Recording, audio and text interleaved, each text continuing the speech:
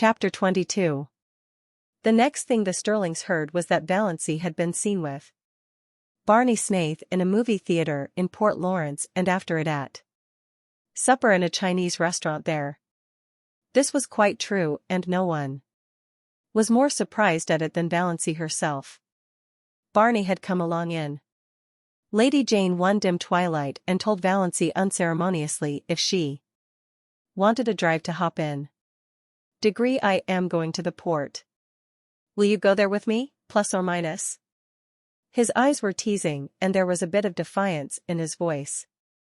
Valancy, who did not conceal from herself that she would have gone anywhere with him to any place, hopped in plus or minus without more ado. They tore into and through Deerwood.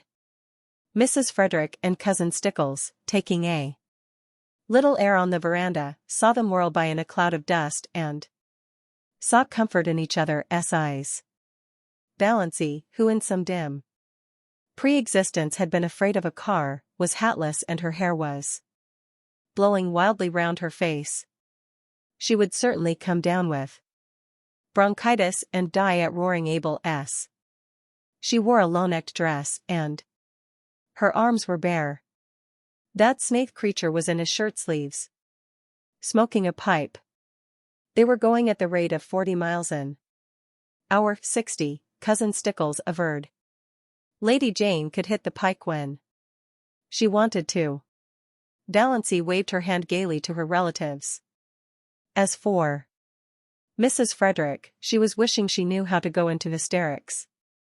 Was it for this, plus or minus, she demanded in hollow tones, that I suffered the pangs of motherhood, plus or minus? I will not believe, plus or minus, said Cousin Stickles solemnly, that our prayers will not yet be answered. Plus or minus.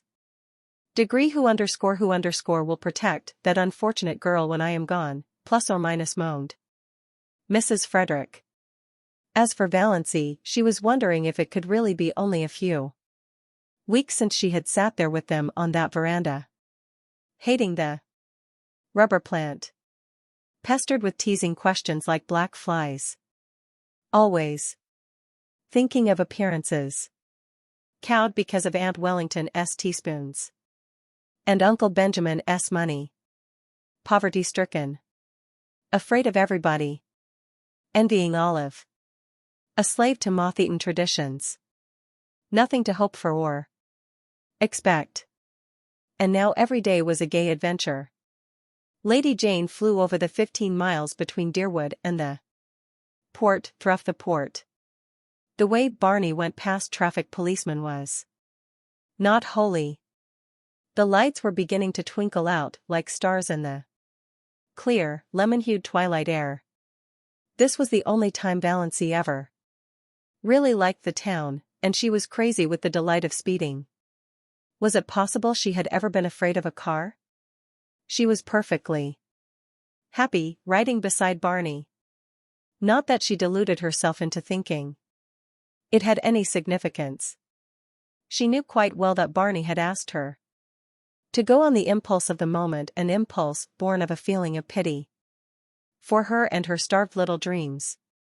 She was looking tired after a wakeful night with a heart attack, followed by a busy day.